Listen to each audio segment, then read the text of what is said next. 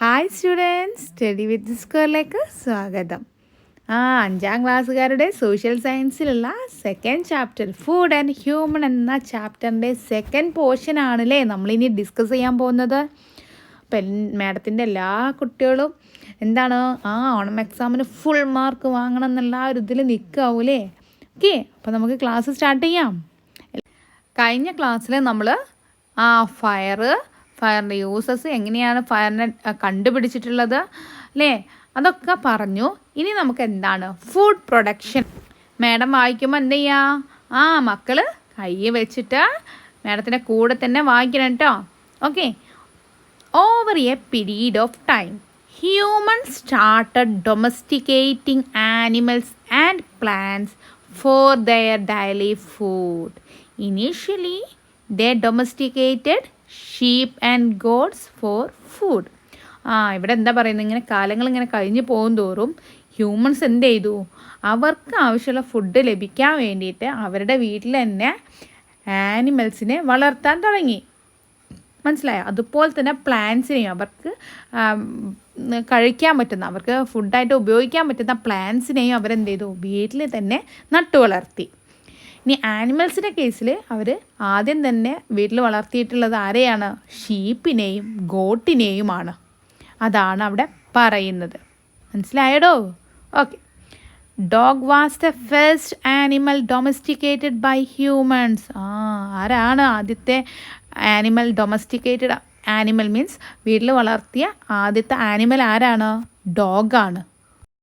അതുപോലെ തന്നെ മനുഷ്യരോട് വേഗം ഇണങ്ങി ചേരാനും ഈ ഡോഗ്സ് ഭയങ്കര കഴിവാണ്.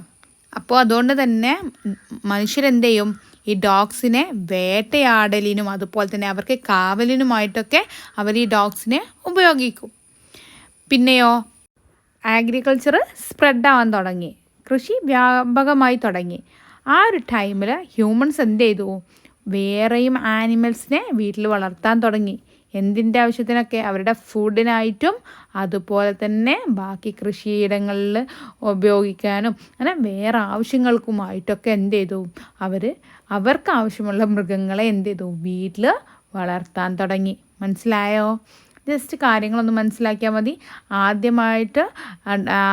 ആദ്യമായിട്ട് ഏത് ആനിമലിനെയാണ് ഡൊമസ്റ്റിക്കേറ്റ് ചെയ്തതെന്ന് ചോദിച്ചാൽ, ഹ്യൂമൻസ് ഡൊമസ്റ്റിക്കേറ്റ് ചെയ്ത് വെച്ചാൽ അതിൻ്റെ ആൻസർ എന്താണ്? ഡോഗാണ്. അത് ഓർത്ത് വെക്കണം കേട്ടോ. നമ്മുടെ ഒരു ക്വസ്റ്റ്യൻ കണ്ടോ, what were the changes brought about in human life following the domestication of animals and plants? How did they rear plants? എന്താ ചോദ്യം എന്നറിയോ? ഇപ്പോൾ നമ്മൾ മൃഗങ്ങളൊക്കെ ഇണക്കി വളർത്താൻ തുടങ്ങിയെന്ന് പറഞ്ഞല്ലോ, അതുപോലെ തന്നെ സസ്യങ്ങളെയൊക്കെ പരിപാലിക്കാൻ തുടങ്ങിയെന്ന് പറഞ്ഞല്ലോ.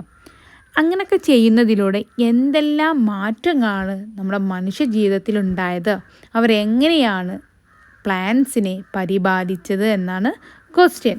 അപ്പോൾ എന്തൊക്കെ ചേഞ്ചസാണ് മക്കൾ പറഞ്ഞ്, എന്തൊക്കെ ചേഞ്ചസാണ് അവരുടെ ജീവിതത്തിൽ വന്നത്? അവർ ആനിമൽസിനെ ഡൊമസ്റ്റിക്കേറ്റ് ചെയ്യുന്നതിലൂടെയും പ്ലാന്റ്സിനെയൊക്കെ പരിപാലിക്കുന്നതിലൂടെയും എന്തൊക്കെ ചേഞ്ചസാണ് വന്നത്? മക്കളൊന്ന് പറഞ്ഞു നോക്കി. ഫസ്റ്റത്തെ എന്താണ്? നമുക്ക് ആൻസർ എഴുതി നോക്കാം അല്ലേ. ഫസ്റ്റത്തെ പോയിന്റ് നമുക്ക്, domestication of animals and plants helped people to produce more food. ഈ ആനിമൽസിനെയും പ്ലാന്റ്സിനെയൊക്കെ വളർത്തുന്നതോടുകൂടി അവർക്ക് എന്ത് ചെയ്യാൻ പറ്റി? ഒരുപാട് ഫുഡ് പ്രൊഡ്യൂസ് ചെയ്യാൻ പറ്റി. പിന്നെയോ, because of the domestication of animal they stay in one place and build permanent homes. ഈ ആനിമൽസിനെ വളർത്താനുള്ളത് കൊണ്ട് അവർക്ക് ദിവസം ഇങ്ങനെ മാറി താമസിക്കാൻ പറ്റില്ല, നൊമാഡിക് പീപ്പിൾ ആവാൻ പറ്റില്ല.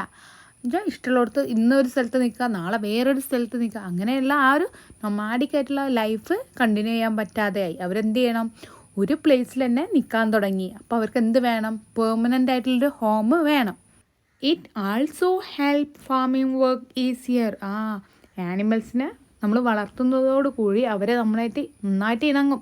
അപ്പോൾ അവരെ നമുക്ക് എന്ത് ചെയ്യാം? ഫാമിങ്ങിന്, നമുക്ക് കൃഷിയിടങ്ങളിലൊക്കെ യൂസ് ചെയ്യാൻ പറ്റും. പിന്നെയോ, settling in one place led to the development of villages and towns. Development of villages and towns. അവർക്ക് ഒരു പ്ലേസിൽ നിന്ന് വേറൊരു പ്ലേസിലേക്ക് മൂവ് ചെയ്യാൻ പറ്റാത്തൊരവസ്ഥയാണല്ലേ. പെർമനൻ്റ് ആയിട്ടൊരു ഹോമൊക്കെ വേണമെന്ന് പറഞ്ഞു. അപ്പം അതേപോലെ എല്ലാവരും പെർമനൻ്റ് ആയിട്ടൊരു ഏരിയയിൽ താമസിക്കുമ്പോൾ അവിടെ എന്തായി, ഒരു വില്ലേജ് ഡെവലപ്പാവും. പിന്നീട് അത് ടൗണിലേക്ക് മാറും. മനസ്സിലായോ? ഇനി നെക്സ്റ്റ് മാഡം വായിക്കുക കേട്ടോ. അപ്പം എന്ത് ചെയ്യണം മക്കൾ? മാഡത്തിൻ്റെ കുട്ടികൾ കൂടെ തന്നെ വായിക്കണം. Okay. Early humans might have started thinking about agriculture when they noticed seedling spotting from discarded food items. എന്താ പറയുന്നത്? നമ്മൾ ഭക്ഷണത്തിൻ്റെ അവശിഷ്ടങ്ങളൊക്കെ ഉണ്ടാവുമല്ലോ, വേസ്റ്റുകളൊക്കെ നമ്മൾ പുറത്തേക്ക് വലിച്ചെറിയല്ലോ. അതുപോലെ വലിച്ചെറിയുന്ന ഈ ഭക്ഷണത്തിൻ്റെ വേസ്റ്റുകളിൽ നിന്നൊക്കെ പുതിയ തൈകൾ മുളച്ച് വരുന്നത് നമ്മുടെ ഏർലി ഹ്യൂമൻസിൻ്റെ ശ്രദ്ധയിൽപ്പെട്ടു. അപ്പോഴാണ് അവർ കൃഷിയെക്കുറിച്ച് ചിന്തിച്ച് തുടങ്ങിയത്. മനസ്സിലായോ? If the seeds were left on the rock they would dry out. നമുക്കറിയാം അല്ലേ, പാറയുടെ മുകളിൽ നമ്മൾ കൊണ്ടുപോയിട്ട് വിത്തിട്ടാൽ എന്താവും? അത് മുളച്ച് വരുമോ? ഇല്ല, അത് ഉണങ്ങിപ്പോകും. അതുതന്നെയാണ് ഇവിടെ പറയുന്നത്. Seeds were left on the rock. റോക്കിൽ കൊണ്ടുപോയിക്കാണ്ട് സീഡ് കൊണ്ടുപോയിട്ടാൽ അത് ഡ്രൈ ഔട്ട് ആവും, അത് ഉണങ്ങിപ്പോകും. ഈ പുട്ട് ഇൻ വാട്ടർ, നമ്മളൊരു സീഡിനെ വെള്ളത്തിൽ കൊണ്ടുപോയിട്ടാലോ ദേ വുഡ് ഗെറ്റ് റോട്ടൻ. അത് വെള്ളത്തിൽ കിടന്ന് ചീഞ്ഞു പോകും. However humans learned that seeds germinate in moist and warm soil. Moist ആയിട്ടുള്ള അതുപോലെ തന്നെ വാം സോയിൽ, കുറച്ച് ഈർപ്പവും കുറച്ച് ചൂടുമുള്ള മണ്ണിൽ, കുറച്ചൊരു വാം സോയിലിൽ നമുക്ക് എന്ത് ചെയ്യാം, വിത്ത് മുളപ്പിക്കാമെന്നുള്ളത് ഏർലി ഹ്യൂമൻസ് മനസ്സിലാക്കി. അപ്പോൾ അവർ ആദ്യം എന്ത് തിരിച്ചറിഞ്ഞു? റോക്സിൻ്റെ മുകളിലൊക്കെ വിത്തിട്ടാൽ അത് ഡ്രൈ ഔട്ട് ആകും. അതുപോലെ തന്നെ വാട്ടറിലിട്ടാൽ അത് റോട്ടനായി പോകും, ചീഞ്ഞ് പോകും. വിത്ത് മുളക്കണമെങ്കിൽ സീഡ് നമുക്ക് എന്ത് ചെയ്യുക, ജെർമിനേറ്റ് ചെയ്യണമെങ്കിൽ അവിടെ മോയിസ്റ്റ് ആയിട്ടുള്ള അതുപോലെ തന്നെ ചെറിയൊരു വാമൊക്കെ ഉള്ള ചെറിയൊരു ചൂടുള്ള സോയിൽ വേണം എന്നുള്ളത് അവർ മനസ്സിലാക്കി.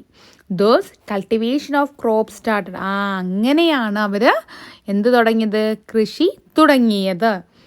Then the edible plants, roots and sapling were selected, planted and cultivated. അതിനുശേഷം അവരെന്ത് ചെയ്തു? നമുക്ക് ഭക്ഷണത്തിന് യോഗ്യമായ ചെടികളും വേരുകളും വൃക്ഷത്തൈകളൊക്കെ തിരഞ്ഞെടുത്തിട്ട് അതെന്ത് ചെയ്തു? കൾട്ടിവേറ്റ് ചെയ്തു. ആദ്യം അത് പ്ലാന്റ് ചെയ്തു. പ്ലാന്റഡ് എന്ന് പറഞ്ഞാൽ നട്ടുപിടിപ്പിച്ചു. എന്നിട്ട് പിന്നെ അത് കൃഷി ചെയ്യുവാനും തുടങ്ങി. മനസ്സിലായോ? അതാണ് അവിടെ പറഞ്ഞത്. എഡിബിൾ പ്ലാന്റ്സ്, ഭക്ഷ്യയോഗ്യമായ പ്ലാന്റ്സുകൾ, ചെടികൾ, റൂട്ട്സ്, വേരുകൾ, സാപ്ലിങ്സ് പറഞ്ഞാൽ വൃക്ഷത്തൈകളൊക്കെ സെലക്ട് ചെയ്ത് എന്നിട്ട് അത് കുഴിച്ചിട്ടുകാണ്ട് അത് കൃഷി ചെയ്യാൻ തുടങ്ങി. Planted and cultivated. മനസ്സിലായോ? In the early days wheat, barley, little millet and tubers were cultivated. ആദ്യ കാലങ്ങളിലൊക്കെ എന്താണ്? ഗോതമ്പ്, വീറ്റ് എന്ന് പറഞ്ഞാൽ ഗോതമ്പ്, ബാർലി, പിന്നെയോ ലിറ്റിൽ മില്ലറ്റ്സ്, അതുപോലെ ട്യൂബേഴ്സ് എന്ന് പറഞ്ഞാൽ എന്താണ്? കിഴങ്ങു വർഗ്ഗങ്ങൾ. ഇതൊക്കെയാണ് ആദ്യകാലത്ത് എന്ത് ചെയ്തത്? കൃഷി ചെയ്തിരുന്നത്. പിന്നെയോ നെക്സ്റ്റ് എന്താ പറയുന്നത്? Human started agriculture mainly on river banks where the essential water and fertile soil were available. മനുഷ്യർ എന്താണ് ആദ്യം തന്നെ എവിടെയാണ് കൾട്ടിവേഷൻ തുടങ്ങിയത് അല്ലെങ്കിൽ അഗ്രികൾച്ചർ സ്റ്റാർട്ട് ചെയ്തത്? റിവർ ബാങ്ക്സിലാണ്. റിവർ ബാങ്ക്സ് എന്ന് പറഞ്ഞാൽ നദിയുടെ തീരങ്ങളിൽ. എന്തുകൊണ്ടാണ് അവിടെ തുടങ്ങാൻ കാരണം? അവിടെ ആവുമ്പോൾ എന്താണ്, അവർക്ക് ആവശ്യമുള്ള വെള്ളവും ലഭിക്കും, നല്ല വളക്കൂറുള്ള മണ്ണും ലഭിക്കും, എസെൻഷ്യൽ വാട്ടറും ലഭിക്കും, ഫെർട്ടൈൽ സോയിലും ലഭിക്കും. അതുകൊണ്ടാണ് അന്നത്തെ ഏർലി ഹ്യൂമൻസ് അഗ്രികൾച്ചർ എവിടെ തുടങ്ങിയത്? റിവർ ബാങ്ക്സിൽ തുടങ്ങിയിട്ടുള്ളത്. ഇപ്പോൾ ക്ലിയർ ആയോ? Following this people who wandered in search of food began to settle near the farms. എന്താ പറഞ്ഞത്? അതോടുകൂടി ഇങ്ങനെ ഭക്ഷണം തേടി അലഞ്ഞു തിരിഞ്ഞിരുന്ന മനുഷ്യർ കൃഷിയിടങ്ങൾക്ക് സമീപത്ത് സ്ഥിരതാമസം ആരംഭിച്ചു. കാരണം എന്താണ്? സ്ഥിരതാമസം അല്ലെങ്കിൽ അവരുടെ കൃഷികളൊക്കെ നശിച്ചു പോകൂലേ. അപ്പോൾ അവരെന്ത് ചെയ്തു? അവിടെ തന്നെ ഈ റിവർ ബാങ്ക്സിൻ്റെ ഒക്കെ സൈഡിലായിട്ട് അവിടെ സ്ഥിരതാമസമാക്കി. മനസ്സിലായോ? Okay. What advantages might they have had by settling near the agricultural sites. കൃഷിയിടങ്ങൾക്ക് സമീപത്ത് സ്ഥിരതാമസമാക്കുന്നത് കൊണ്ട് അവർക്ക് എന്തെല്ലാം നേട്ടങ്ങളുണ്ട് എന്നാണ് ക്വസ്റ്റ്യന്. നമുക്കറിയാം അല്ലേ എന്തൊക്കെ നേട്ടങ്ങളാണ്. അവർക്ക് എന്ത് ചെയ്യാൻ പറ്റും, നമ്മുടെ ഈ കൃഷികൾ നന്നായിട്ട് തന്നെ നോക്കാൻ പറ്റൂലേ, ഈ കൃഷിയിടങ്ങൾ സംരക്ഷിക്കാൻ പറ്റും.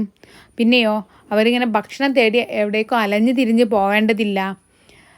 അതുപോലെ തന്നെ എന്താണ്, ഭക്ഷ്യവസ്തുക്കളുടെ ലഭ്യത വർദ്ധിച്ചു. അവരവിടെ നിൽക്കുമ്പോൾ എന്താണ്, അവർ നന്നായിട്ട് നോക്കുമ്പം എന്ത് ചെയ്യും, ഫുഡ് ഐറ്റംസ് ഇൻക്രീസ് ചെയ്യും അല്ലേ. ഒരു സാധനം നോക്കുമ്പോൾ അല്ലേടാ കൂടുതൽ ഉണ്ടാവുക, അല്ലാതെ നമ്മൾ തിരിഞ്ഞു നോക്കാൻ ആ സാധനം ഉണ്ടാവുമോ? ഇല്ല. അതിന് വേണ്ടതൊക്കെ നമ്മൾ അങ്ങോട്ട് കൊടുക്കുമ്പോൾ അല്ലേ നമുക്ക് തിരിച്ച് നല്ലത് കിട്ടുക. ഓക്കെ. പിന്നെയോ അവർക്ക് വിശ്രമവും കിട്ടും. കാരണം എന്താണ്, ഈ ഒരു അഗ്രികൾച്ചർ നോക്കി ഇവരുടെ ഈ കൃഷിയിടങ്ങളൊക്കെ നോക്കിക്കഴിഞ്ഞാൽ അവർ ഫ്രീ ആണ്. അവർ കാട്ടിലേക്ക് എവിടേക്കും പോകേണ്ട ആവശ്യമില്ല. കാരണം എന്താണ്, അവർക്ക് കഴിക്കാനുള്ള മാംസം മീൻസ് മീറ്റൊക്കെ എന്താണ് അവർ തന്നെ വളർത്തുന്നുണ്ട്. ആനിമൽസിനെ അവർ വളർത്തുന്നുണ്ട്. പ്ലാന്റ്സിൻ്റെ ആവശ്യത്തിനാണെങ്കിലോ പ്ലാന്റ്സിനെയും വളർത്തുന്നുണ്ട്. ക്ലിയർ ആയോ? ഇനി നമ്മുടെ വക ഒരു പോയിന്റും കൂടി അവിടെ എഴുതി ചേർക്കാം. Started social life. അവരെല്ലാവരും കൂടി ഒരുമിച്ചാണല്ലേ താമസിക്കുന്നത്. അപ്പോൾ ഒരു സോഷ്യൽ ലൈഫ് അവിടെ സ്റ്റാർട്ടാവുകയാണ്. ഓക്കെ. ഇനി ഇവിടെയുള്ള കുറച്ച് ഇമ്പോർട്ടൻറ്റ് ക്വസ്റ്റ്യൻസ് നമുക്കൊന്ന് നോക്കാം. What were the advantages of settling near agricultural sites? ഈ ക്വസ്റ്റ്യൻ നമ്മൾ ഇപ്പോൾ ഡിസ്കസ് ചെയ്തതാണ്. അപ്പോൾ ഇതിൻ്റെ ആൻസേഴ്സ് ഞാൻ വായിക്കുന്നില്ല, മക്കൾ എന്ത് ചെയ്യുക, ഇത് നോക്കി എഴുതി പഠിക്കുക കേട്ടോ. നെക്സ്റ്റ് ക്വസ്റ്റ്യൻ എന്താണ്, how did they rear plants? അവരെങ്ങനെയാണ് പ്ലാന്റ്സിനെ പരിപാലിച്ചിട്ടുള്ളത് എന്നാണ് ക്വസ്റ്റ്യന്. The edible roots plants were selected, planted and cultivated. അവരെന്ത് ചെയ്തു, ഭക്ഷ്യയോഗ്യമായിട്ടുള്ള വേരുകളും അതുപോലെ തൈകളൊക്കെ നോക്കി, അതുപോലെ പ്ലാന്റ്സിനെയൊക്കെ നോക്കിയിട്ട് അവരെന്ത് ചെയ്തു, നട്ടു വളർത്തി. അതിൻ്റെ കൂടെ തന്നെ കൂടുതലായിട്ട് അവരെന്ത് ചെയ്തു, ആ ഒരു പ്ലാന്റിനെ കൾട്ടിവേറ്റ് ചെയ്യുകയും ചെയ്തു. കൾട്ടിവേറ്റ് ചെയ്യുക എന്ന് പറഞ്ഞാൽ കൃഷി ചെയ്തു. Okay. In early days barley, wheat, tubers were cultivated. അപ്പോൾ അധികം പഴയ കാലത്ത് അധികം ഗോതമ്പ്, ബാർലി, പിന്നെ മില്ലറ്റ്സ്, ട്യൂബേഴ്സ്, കിഴങ്ങ് വർഗ്ഗങ്ങളൊക്കെ ആയിരുന്നു കൃഷി ചെയ്തിട്ടുണ്ടായിരുന്നത്. പിന്നെയോ human started agriculture mainly on river banks where the essential water and fertile soil were available. അന്നത്തെ കാലത്ത് ഹ്യൂമൻസ് എവിടെയാണ് അഗ്രികൾച്ചർ സ്റ്റാർട്ട് ചെയ്തിട്ടുണ്ടായിരുന്നത്? റിവർ ബാങ്ക്സ്, നദിയുടെ തീരങ്ങളിലായിരുന്നു. കാരണം എന്താണ്, ആ നദിയുടെ തീരങ്ങളിൽ എന്തുണ്ട്, നല്ല ഫെർട്ടൈലായിട്ടുള്ള സോയിൽ ഉണ്ടാവും അല്ലേ, നല്ല ഫലഭൂഷ്ടമായ മണ്ണായിരിക്കും ഉണ്ടാവുക. പിന്നെ അവർക്ക് ആവശ്യമുള്ള വെള്ളം റിവറിൽ ആവശ്യത്തിൽ കൂടുതൽ വെള്ളം അവിടെ ഉണ്ടാവുമല്ലോ. ഓക്കെ. അതുകൊണ്ടാണെന്നല്ല, ഇങ്ങനെയൊക്കെയാണ് അവർ പ്ലാന്റ്സിനെ പരിപാലിച്ചിരുന്നത്. ഇനി നെക്സ്റ്റ് ക്വസ്റ്റ്യൻ നോക്കി, how might a river banks have helped early humans to settle? River banks എങ്ങനെയാണ് ഏർലി ഹ്യൂമൻസിനെ സെറ്റിൽ ചെയ്യാൻ വേണ്ടിയിട്ട്, അവിടെ താമസിക്കാൻ വേണ്ടിയിട്ട് ഹെൽപ്പ് ചെയ്തത്? അല്ലെങ്കിൽ നമുക്ക് ഇങ്ങനെ പറയാം, ഈ ഏർലി ഹ്യൂമൻസ് എന്തുകൊണ്ടാണ് റിവർ ബാങ്ക് അല്ലെങ്കിൽ എന്താ പറയുക നദിയുടെ തീരങ്ങൾ താമസിക്കാൻ വേണ്ടിയിട്ട് സെലക്ട് ചെയ്തതെന്ന്? എന്തുകൊണ്ടാണ്? അവിടെ അവൈലബിലിറ്റി ഓഫ് വാട്ടർ കൂടുതലായിരിക്കും അല്ലേ. റിവറിൽ നിന്ന് വെള്ളം എടുക്കാം, അവർക്ക് നനക്കാനും അവർക്ക് അവരുടെ ആവശ്യങ്ങൾക്കൊക്കെയുള്ള വെള്ളം ഇവിടെ നിന്ന് കിട്ടും, ഈ റിവറിൽ നിന്ന് കിട്ടും. പിന്നെയോ റിവറിനോട് ഉള്ള മണ്ണ് എന്ന് പറയുന്നത്, പുഴയോട് ചേർന്ന മണ്ണ് എന്ന് പറയുന്നത് ഫെർട്ടൈലായിട്ടുള്ള സോയിലായിരിക്കും. പിന്നെയോ അഗ്രികൾച്ചറിന് പറ്റിയിട്ടുള്ള കണ്ടീഷനായിരിക്കും. Then favourable climate. ഇതുകൊണ്ടൊക്കെയാണ് അവർ റിവർ ബാങ്ക്സിൽ താമസിക്കാൻ തുടങ്ങിയത്. നെക്സ്റ്റ് ക്വസ്റ്റ്യൻ എന്താണ്, what were the advantages of settling near agricultural sites? Agricultural സൈറ്റ്സിൻ്റെ അടുത്ത് തന്നെ താമസിക്കുന്നത് കൊണ്ടുള്ള അഡ്വാൻറ്റേജസ് എന്തൊക്കെയാണെന്ന് അത് നമുക്ക് സിമ്പിളായിട്ട് പറയാൻ പറ്റില്ലേ. എന്താണ്, നമ്മൾ അതിൻ്റെ അടുത്ത് തന്നെ താമസിക്കുകയാണെങ്കിൽ നമുക്ക് എന്ത് ചെയ്യാം, നമ്മുടെ ക്രോപ്പൊക്കെ നന്നായിട്ട് പ്രൊട്ടക്റ്റ് ചെയ്യാൻ പറ്റും. ഫസ്റ്റ് പോയിന്റ് എന്ത് ചെയ്താൽ നമുക്ക്, settling near farms allowed early humans to protect their crops. അതിൻ്റെ അടുത്ത് തന്നെ താമസിക്കുന്നത് അവരുടെ ക്രോപ്സിനെ പ്രൊട്ടക്റ്റ് ചെയ്യാൻ അവർക്ക് പറ്റും. പിന്നെയോ they didn't have to wander for food. അവർക്ക് ഫുഡിന് വേണ്ടിയിട്ട് എന്ത് ചെയ്യണ്ട, അലഞ്ഞ് തിരിഞ്ഞ് നടക്കണ്ട, കാട്ടിലും അവിടെയൊക്കെ അലഞ്ഞ് തിരിഞ്ഞ് ശേഖരിക്കേണ്ട ആവശ്യമില്ല. അവർക്ക് എന്താണ്, ഈ ക്രോപ്പിൽ നിന്ന് തന്നെ അവർ ഉണ്ടാക്കുന്ന ഫുഡ് ഐറ്റംസ് തന്നെ അവർക്ക് ഭക്ഷിക്കാനുണ്ടാകും. Which saved their time. അവർക്ക് അതുകൊണ്ട് അങ്ങനെ ഫുഡ് തിരഞ്ഞ് നടക്കണ്ട എന്നുള്ളത് കൊണ്ട് തന്നെ അവർക്ക് അവരുടെ സമയം ലാഭിക്കാൻ പറ്റും, അവർ അതിനോടടുത്ത് താമസിക്കുമ്പോൾ. The availability of food is more which improve there health. ഫുഡിൻ്റെ അവൈലബിലിറ്റി കൂടുതലായതുകൊണ്ട് തന്നെ എന്താണ്, അവരുടെ ഹെൽത്ത് അവർക്ക് ഇമ്പ്രൂവ് ചെയ്യാൻ പറ്റും. അതുപോലെ തന്നെ the had more time to rest. അവർക്ക് എന്താണ്, അവരുടെ അഗ്രികൾച്ചർ സൈറ്റിൻ്റെ അടുത്ത് തന്നെയാണ് അവർ താമസിക്കുന്നത് എന്നുള്ളത് കൊണ്ട് അവരുടെ ജോലികളെല്ലാം അവരെ ക്രോപ്പൊക്കെ നോക്കി കഴിഞ്ഞതിന് ശേഷം, അവരുടെ കൃഷികൾ സ്ഥലങ്ങളൊക്കെ നോക്കി കഴിഞ്ഞതിന് ശേഷം അവർക്ക് റെസ്റ്റ് എടുക്കാനുള്ള സമയം ഒരുപാടുണ്ട്. പിന്നെയോ അവർക്ക് വേറെ ആക്ടിവിറ്റീസൊക്കെ ചെയ്യാനും ഒരുപാട് സമയം കിട്ടും. മനസ്സിലാവുന്നുണ്ടോ പറയുന്നത്? എന്താണ് ഈ പറയുന്നതെന്ന് വല്ലതും തിരിഞ്ഞണോ മക്കൾക്ക്? ഇതിൻ്റെ മുന്നത്തെ ഈ അഗ്രികൾച്ചറൊക്കെ തുടങ്ങുന്നതിന് മുന്നത്തെ മനുഷ്യർ എങ്ങനെയായിരുന്നു ജീവിച്ചതെന്ന് നമ്മൾ പറഞ്ഞു. അവർ വേട്ടയാടിയിട്ടായിരുന്നു ജീവിച്ചിരുന്നത്. അവർ സംഘം ചേർന്ന് കാട്ടിൽ പോയി ഫുഡൊക്കെ ശേഖരിക്കുകയായിരുന്നു ചെയ്തിരുന്നതെന്നൊക്കെ പറഞ്ഞു. അങ്ങനെ അതിലൊക്കെ പോകുമ്പോൾ എന്താണ്, ഒരുപാട് സമയം വേണം അല്ലേ. ചിലപ്പോൾ എന്താണ്, വേട്ടയാടാൻ അന്നൊരു മൃഗത്തെ പോലും കിട്ടാത്ത അവസ്ഥ വരും. അപ്പോൾ അവർക്ക് ഫുഡ് കിട്ടില്ല, അവർ ഭക്ഷണം കഴിക്കാതെ അവരുടെ ഹെൽത്ത് മോശമാകും. ഇപ്പോഴത്തെ സ്ഥിതി അങ്ങനെയല്ല. ഇപ്പോൾ അവരെന്തൊക്കെ പഠിച്ചു, അവർ കൃഷി ചെയ്യാൻ പഠിച്ചു, അതുപോലെ തന്നെ ആനിമൽസിനെ ഡൊമസ്റ്റിക്കേറ്റ് അവർ വളർത്താനും പഠിച്ചു. അതുകൊണ്ട് തന്നെ അവർക്ക് ഈ കാട്ടിൽ പോയി കഷ്ടപ്പെട്ടിട്ട് ഫുഡ് തിരഞ്ഞ് കണ്ടുപിടിക്കേണ്ട ആവശ്യമില്ല. അവർ നിൽക്കുന്നിടത്ത് തന്നെ എന്താണ്, അവർക്ക് ഫുഡ് അവൈലബിലിറ്റി ഉണ്ട്. മനസ്സിലായോ? അപ്പോൾ അതിനനുസരിച്ചുള്ള ടൈമും അവർക്ക് ലാഭിക്കാൻ കഴിയും. ഇപ്പോൾ ക്ലിയർ ആയോ പറഞ്ഞത്? നെക്സ്റ്റ് നമ്മുടെ ടോപ്പിക്ക് ഏതാണ്? Storage of food items. ഇങ്ങനെ ഫുഡുകൾ എന്താണ് കൂടുതലുണ്ടായാൽ അത് നമ്മൾക്ക് സ്റ്റോർ ചെയ്യണം, കേടുവരാതെ സ്റ്റോർ ചെയ്യണം. അതെങ്ങനെയാണ് എന്നാണ് നമ്മളിനി പഠിക്കാൻ പോകുന്നത്. Early humans gathered there food only for their day-to-day life. But with the advancement of agriculture, humans got more food than they needed. Special facilities were needed to store what was left over after the daily requirement. What would they have used to store excess food? അപ്പം എന്താ പറയുന്നതെന്നറിയോ? നമ്മുടെ early humans പൊതുവെ എങ്ങനെയായിരുന്നു ജീവിച്ചിരുന്നത്? അവർ അന്നേക്കുള്ള ആവശ്യമായ ഭക്ഷണം മാത്രമാണ് ശേഖരിച്ചിരുന്നത്. അല്ലാതെ നാളത്തേക്കോ മറ്റന്നാളത്തേക്കോ ഉള്ള ഭക്ഷണമൊന്നും അവർ ശേഖരിച്ചിട്ടുണ്ടായിരുന്നില്ല. അപ്പോഴത്തേക്ക് ഇപ്പോൾ ഉച്ചക്കേക്കുള്ള ഫുഡ് അവർ ഉച്ച നേരത്ത് പോയിട്ട് എന്ത് ചെയ്യും, ഫുഡ് ശേഖരിക്കും, ഭക്ഷിക്കും. അവർക്ക് എടുത്തു വെക്കേണ്ട ആവശ്യമൊന്നും വന്നിട്ടില്ലായിരുന്നു. പക്ഷേ അവരുടെ കൃഷി പുരോഗമിച്ചതോടുകൂടി അവർക്ക് എന്തായി, അവർക്ക് ആവശ്യത്തിൽ കൂടുതൽ ഭക്ഷണം അവരുടെ അടുത്ത് വരാൻ തുടങ്ങി. അപ്പോഴോ അവർക്കത് എന്ത് ചെയ്യണം, അവരുടെ ആവശ്യവും കഴിഞ്ഞ് ബാക്കി വരുന്ന ഫുഡ് അവർക്ക് എന്ത് ചെയ്യണം, എടുത്തു വെക്കണം. അപ്പോൾ അതിന് വേണ്ടിയിട്ട് അവർ പുതിയ പുതിയ സൗകര്യങ്ങൾ കണ്ടെത്താൻ തുടങ്ങി. അപ്പോൾ എന്തൊക്കെ സൗകര്യങ്ങളായിരിക്കും, അല്ലെങ്കിൽ എന്തിലൊക്കെ ആയിരിക്കും അവർ ഈ ബാക്കിയായ ഭക്ഷ്യവസ്തുക്കൾ എന്തിലൊക്കെ ആയിരിക്കും അവർ സൂക്ഷിച്ച് വെച്ചിട്ടുണ്ടാവുക എന്നാണ് ചോദ്യം. അവിടെ കൊടുത്തത് കണ്ടോ നിങ്ങൾ? പോട്ടറി, മൺപാത്രങ്ങളിൽ അവർ സൂക്ഷിച്ച് വെച്ചിട്ടുണ്ടാവും. ഭക്ഷണങ്ങൾ എന്ന് പറയുന്നത് വെറും ഇങ്ങനെ കരുതരുത്, നമ്മൾ വീട്ടിലുണ്ടാക്കുന്നത് പോലത്തെ ഫുഡ് ഐറ്റംസ് മാത്രമാണെന്ന് കരുതരുത്. ഭക്ഷ്യവസ്തുക്കളെയും ഇപ്പോൾ റൈസ്, ഇപ്പോൾ അരിയൊക്കെ കൾട്ടിവേറ്റ് ചെയ്യാൻ തുടങ്ങിയല്ലോ. ബാർലി, വീറ്റ്, അതൊക്കെ ഒരു ദിവസത്തേക്ക് മാത്രമല്ല അവർ കൾട്ടിവേറ്റ് ചെയ്യുന്നത് അല്ലേ. ഒരു മാസത്തേക്കോ ഒരുപാട് ദിവസങ്ങളിലേക്കുള്ളത് അവർ കൾട്ടിവേറ്റ് ചെയ്യാൻ തുടങ്ങി. അപ്പോൾ അത് അന്നത്തെ ദിവസത്തിൻ്റെ അന്ന് ഉപയോഗിച്ചതിൻ്റെ ശേഷവും ബാക്കിയായപ്പോൾ അവർക്കത് സൂക്ഷിച്ച് വെക്കണം. അപ്പോൾ അവരെവിടെയാണ് സൂക്ഷിച്ച് വെക്കുന്നത്?